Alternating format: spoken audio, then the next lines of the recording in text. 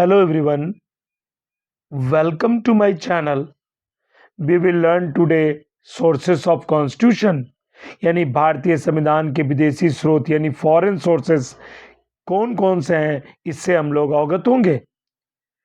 ये जो टॉपिक होगा अगर आप केवीएस टीजीटी या एनवीएस टीजीटी या आप सीटीईटी की तैयारी कर रहे हैं सोल साइंस की, या आप टीईटी की तैयारी कर रहे हैं और इसके साथ साथ जितने भी राज्य में गवर्नमेंट एग्जाम होती है उसकी तैयारी कर रहे हैं, तो बेशक ये वीडियो आपके लिए बहुत ही महत्वपूर्ण है।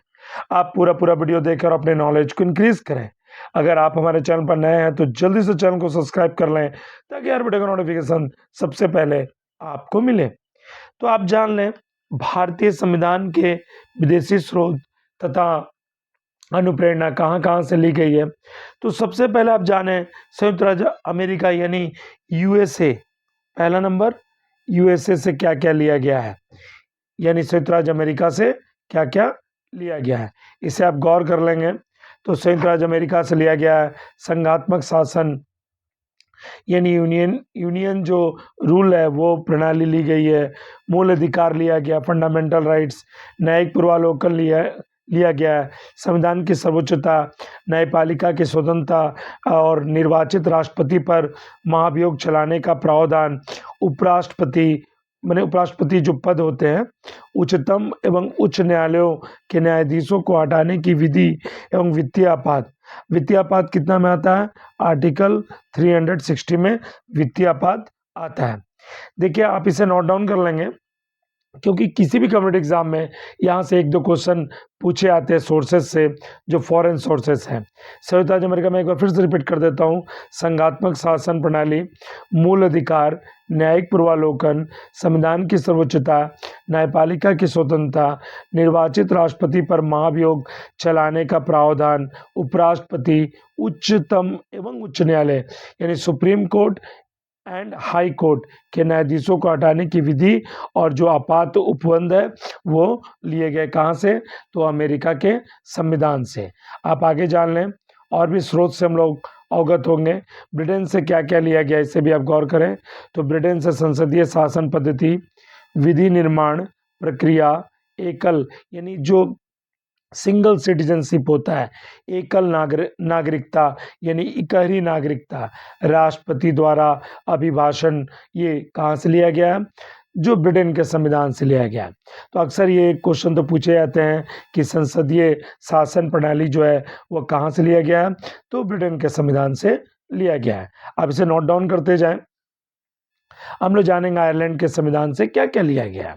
तो लिया गया डायरेक्टिव प्रिंसिपल यानी नीति निर्देशक सिद्धांत, राष्ट्रपति के निर्वाचक मंडल की व्यवस्था, राष्ट्रपति द्वारा राज्यसभा में साहित्य, कला, विज्ञान तथा समाज सेवा इत्यादि के क्षेत्र में ख्याति प्राप्त व्यक्तियों का मनोनयन।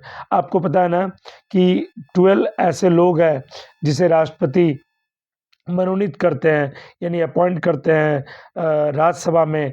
वह या तो बिलोंग टू करते हैं साहित्य, कला, विज्ञान और समाज सेवा के क्षेत्र से, वो ख्याति प्राप्त लोग होते हैं 12। और 2 लोकसभा में एंग्लो इंडियन को अपॉइंट किया जाता है। ओके, देखिए मैंने प्लेलिस्ट में पॉलिटिकल साइंस की काफ़ी वीडियो डाली है, ना केवल पॉलिटिकल साइंस की बल्कि मैंने ज्योग्राफी, इसके साथ साथ हिस्ट्री की भी वीडियो डाली है। आप अगर किसी भी कॉम्पिटिटिव एग्जाम की तैयारी करें, आप सोल साइंस की तैयारी कर रहे हैं तो आप वहां जाकर देखें और अपने नॉलेज को इंक्रीज करें। तो आप अवगत हो गए ब्रिटेन के संविधान से क्या लिया गया है, स्रोत कौन कौन से हैं, आयरलैंड के संविधान के विदेशी स्रोत कौन कौन से हैं, इससे आप अवगत हो गए। अब आप आगे जान लें ऑस्ट्रेलिया से क्या लिया गया है। तो जो ऑस्ट्रेलिया का जो संविधान है उससे लिया गया कॉन्करेंट यानी समवर्ती सूची, प्रस्तावना की विशिष्ट भाषा और केंद्र राज्य संबंध यानी सेंट्रल गवर्नमेंट और स्टेट गवर्नमेंट का रिलेशनशिप। अब जर्मनी से क्या लिया गया है? इमरजेंसी, आपात उपबंध और आपातकाल के दौरान राष्ट्रपति को मौलिक अधिकार संबंधी शक्ति।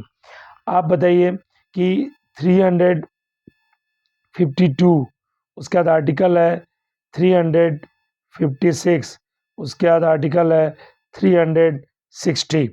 352 में क्या है, तो अगर बाहरी कोई आक्रमण होता है, ठीक है, तो उस समय महामहिम राष्ट्रपति जी जो है इमरजेंसी लागू करते हैं। 356 क्या है, अगर मान लीजिए कि राज्य में कोई अंदरूनी इंटरनल डिस्प्यूट्स है तो राष्ट्रपति शासन लागू किया जाता है राज्यपाल महोदय के निवेदन पर।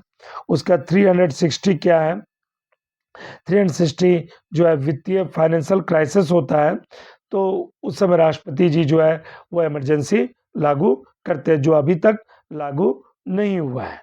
ठीक है, तो आप अवगत हो गए कि ऑस्ट्रेलिया, तो मैं फिर से एक बार रिपीट कर देता हूँ, समवर्ती सूची, प्रस्तावना की विशिष्ट भाषा, केंद्र राज्य संबंध, जर्मनी से आपात उपबंध, आपातकाल के दौरान राष्ट्रपति को मौलिक अधिकार संबंधी शक्ति। आप आगे जान लें, कनाडा से क्या क्या लिया गया, इसे भी आप गौर करें। संघ एवं राज्यों के मध्य शक्तियों का विभाजन, जो सेंट्रल गवर्नमेंट होंगे, जो स्टेट गवर्नमेंट होंगे, उसके बीच जो डिस्ट्रीब्यूशन ऑफ पावर होगा, उसका विभाजन, ये कहाँ से लिया गया, कनाडा के संविधान से लिया गया है। संघीय व्यवस्था यानी यूनियन जो पैटर्न होगा, और जो 7th शेड्यूल्स हैं, 7वीं अनुसूचियां हैं, ये भी वहीं से लिया गया है, कनाडा के संविधान से। केंद्र राज्य संबंध की अवशिष्ट शक्तियां केंद्र के पास होगी, राज्यपाल की नियुक्ति और विषयक प्रक्रिया। देखिए, आप जितने भी टॉपिक मैं आपको बता रहा हूं, इसे आप नोट डाउन करें, 1 या 2 क्वेश्चन अक्सर आपके एग्जाम में पूछे जाते हैं यहाँ से। ओके, आप आगे जान लें। अब आता है दक्षिण अफ्रीका से क्या क्या लिया गया है, तो दक्षिण अफ्रीका से संविधान संशोधन की प्रक्रिया का प्रावधान है। रूस से क्या लिया गया, इसे भी आप गौर करें।